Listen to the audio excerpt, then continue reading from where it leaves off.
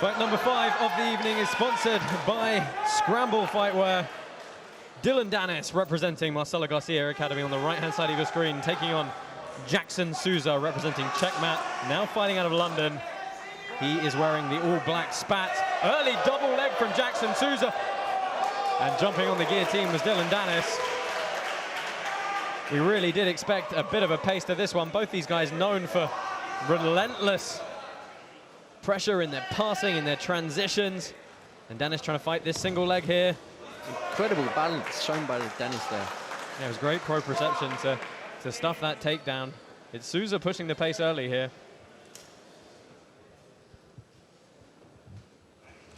Won the No-Gi Worlds in 2013, did Souza. And has been competing incredibly regularly throughout 2014, 15, and 16. Really good showing at Worlds this year. Actually lost to Andre Galvao in the final. So a second place medal for him there. Shows you what he's up against, or what Dillon Danis is up against, sorry. Souza keeps using the feint high, shoot low method here. Danis, part of the Marcelo Garcia Dream Team. Doing a lot of training recently at Straight Blast Gym in Ireland, helping UFC champion Conor McGregor prepare. And Danis is on a guillotine here. He's locked this up, full guard. And oh, this is a horrible situation to have to try and resolve. Danis was on that arming guillotine. And I think the referee's got no option but to rightly stand them back up here. But Danis is going to know he can get on that neck now. Souza's got to be careful. I don't think he can be shooting in like that anymore now. Yeah, Danis returned to competition a few weeks ago with a double gold at No-Gi Pans in New York. Excellent showing for him there. Yeah, you know, training with Marcelo Garcia, he's going to have those guillotines on point. They look very, very tight. I mean, both these guys are really good leg locks as well, really good toe hold artists within the IBJJF rule set. So I was kind of curious to see if any of that would play out here, but I think we're going to be wrestling the dominant position for a little while now. Hopping on one leg from Danis, immediately back up, and Souza drives him into the advertising hoarding. There is no love lost so far in this one.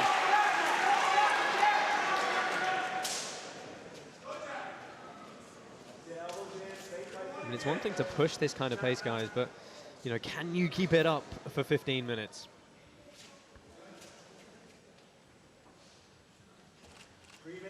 I'm guessing these guys can, to be honest, Josh. They both look very hungry for this fight, well prepared. And this is the kind of match the crowd were hoping for. Yeah, Jackson holding his hands up and saying, I didn't really realize he was that close to the match, to the edge of the mat, but this is the third time in a row now that the edge of the mat has intervened for Danis. So double collar ties here for both of them.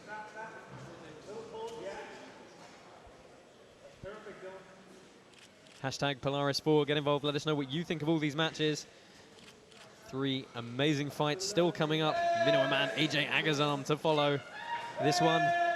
Dorino taking on Gary Tonin in our co-main event, and of course the rematch Terrore against Shaolin in our main event to close out proceedings here. Josh Palmer, Tom Bollo, Nick Osipchek bringing you all of the action here from the Lighthouse Center. Souza going searching on a single. Easily stuffed with the forearm frame of Danis.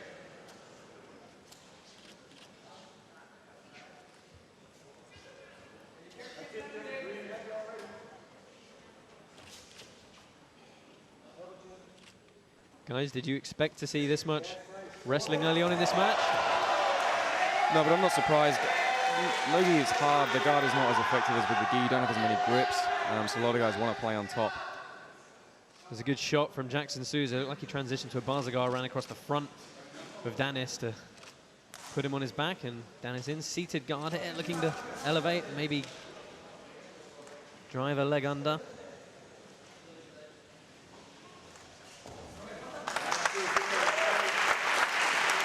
Yeah, both guys seem to want to play on top as opposed to pulling the guard. So this may change if as the fight progresses. Danis, just 23 years old. He's had his black belt only about 18 months now. Jackson Sousa a little bit longer, 26 years old as well. Danis with the old school mentality, fighting anyone, anywhere, any way. I like that. Yeah, there's some fantastic rivalries coming out of the New York and sort of Upper East Coast jiu-jitsu scene right now. And the guys at Marcelo's always seem to be right in the middle of it.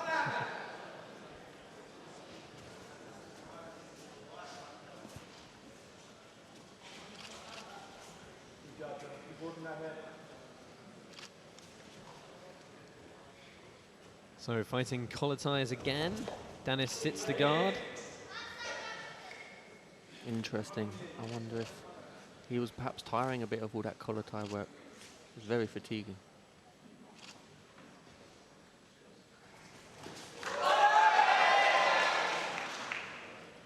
Jackson going searching.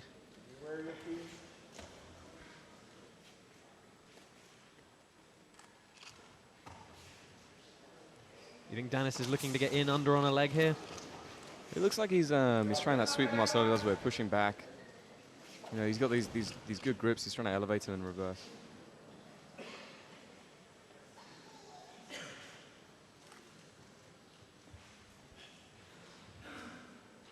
Jackson Sousa had a bit of a struggle to break out from Brazil early on in his career. A few denied US visas. Once he managed to get out, really started making a name for himself around 2013.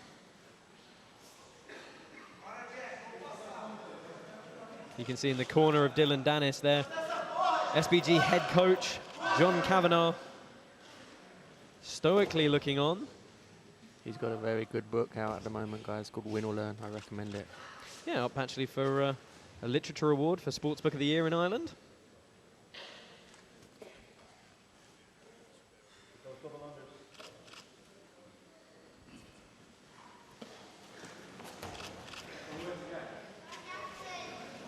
Danis maintaining this seated position. Souza not committing to too many of these guard passes yet, and Danis trying to reverse the position. Very nice exchange. Oh, in on the arm in guillotine. Uses it to sweep. Trying to lock this grip up, going back to the well on it. Such a good sequence for him. The crowd rightly applaud, and this is starting to get a little bit heated now.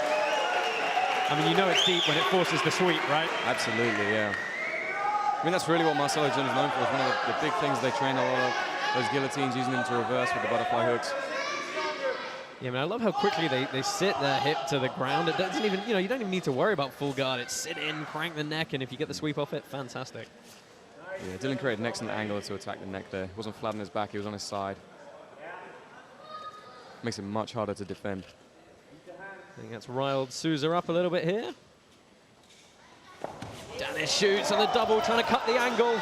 Sprawled out very nicely, and he bails out to guard. He's in on a leg here. Could be looking, it looks like he's attacking for the heel hook. Oh, this is deep. Very deep. He's got the reap all across. Souza desperately trying to hand fight here, break the grips. Dillon looking very composed, not rushing it. What a fast transition that was. Danis looking for that leg knot. Oh, and he gets the tap! Well, you had to say, as far as submissions go, Danis was the one pushing the pace and trying to hit those submissions, and he gets it done with a very deft heel hook indeed. Pace match, evenly matched up until that point, and then a fantastic transition here. He feeds the leg across, starts searching for that inverted heel hook. Yeah, it's very nice attack from Danis working there.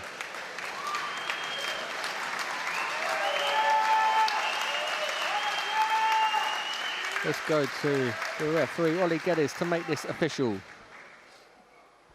Your winner by heel hook, Dillon Danis.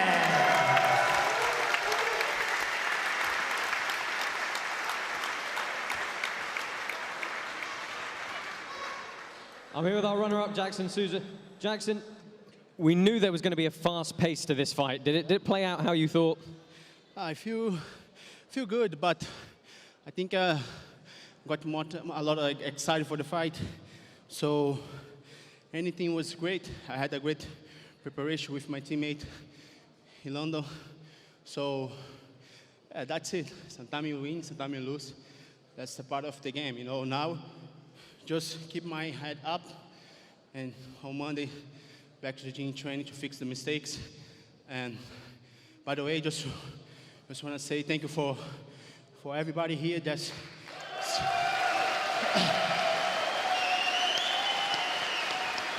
Are you enjoying being based in London now? Yeah, I enjoy it really, really much. I'm in London every single day in London. So as I said, without you guys, this cannot happen. So I just want to say thank you for everybody here and for all my teammates and Machinha and Marco Canha from Zone as well. And that's it. And all the Polaris staff for the opportunity to be here at the first time. Unfortunately, I couldn't manage what I'm looking for, but for sure, I'm going to work hard for the next. Thank you very much. Ladies and gentlemen, Jackson Sousa. I'm here with your winner, Dillon Danis. Dillon, looked like it was getting a little bit heated there at times. That's good. That's what I like. That brings the dog out of me. So I like when it's like that, like it's a fight. That's why I've been training since I was 15 for a fight. So I like that. You know, that was good. How close were the guillotine attempts? Because you looked like you had a real deep grip on the neck there. That first one I thought was in, like 100%. I thought he was in the tap, and then it went out of balance. But respect to him, you know, he gutted it out. So he's a tough motherfucker. You've been doing a lot of training out in Ireland with Conor and John Kavanagh at SBG. How's that changed your preparation for this one, training with some different styles of grapplers? I mean, it changes nothing. I train with the best in New York. I train with the best in Ireland, you know.